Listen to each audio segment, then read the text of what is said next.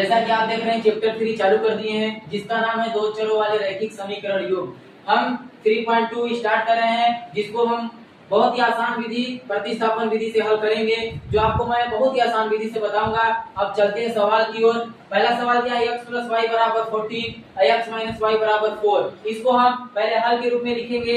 हल लिखने के बाद फिर मैं इसी तरह इसी सवाल को पुनः उसी टाइप से उतारेंगे और फिर आगे चलेंगे। अब समीकरण 1 ये हो गया, समीकरण 2 ये हो गया। इसी तरह समीकरण 1 से समीकरण 3 बनाना हम सीखेंगे, जो कि बहुत ही आसान है। सबसे पहले समीकरण 1 को हम उतारेंगे। समीकरण 1 से लिख लीजिए, उसके बाद समीकरण 1 को आराम से उतार दीजिए और इसके बाद समीकरण 3 बनाने के लिए आपको बहुत ही आसान विधि, x यहीं पे रखिए, बराबर कीजिए और 14 यहीं उतारिए और जो संख्या बराबर की इस बार माइनस में रहती प्लस में रहती उसको हम आसानी से माइनस में ले जाते हैं और ये हमारा इसी प्रकार समीकरण 3 बना।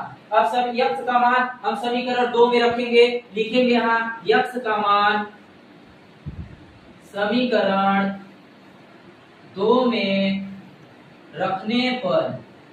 अब जैसा कि आप देख रहे हैं हमने लिखा है x का मान समीकरण 2 में रखने पर, तो समीकरण 2 हम उतारेंगे और लिखेंगे x - y = 4। x की जगह पर हमारा क्या आया है 14 - y = 4। अब क्या माइनस माइनस प्लस होता है, ये सबको पता है। माइनस यहाँ हो जाएगा माइनस का 2y = 4 माइनस का 14 माइनस का 2y बराबर माइनस का 10, माइनस से माइनस कट गया, y बराबर 10/2, 2 × 5 = 10, y बराबर 5। जैसा कि हम यहाँ देखे होंगे जो बूढ़े में रहता है वो भाग में आसानी से चला जाता है, इसीलिए हमने ऐसा किया। और y का मान कितना आ गया दोस्तों 5। अब y का मान हम समीकरण 3 में रखेंगे। y का मान समीकरण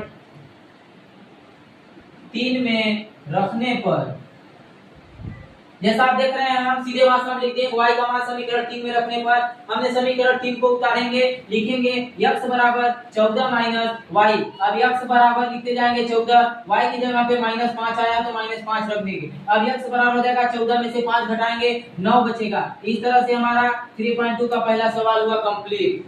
धन्यवाद।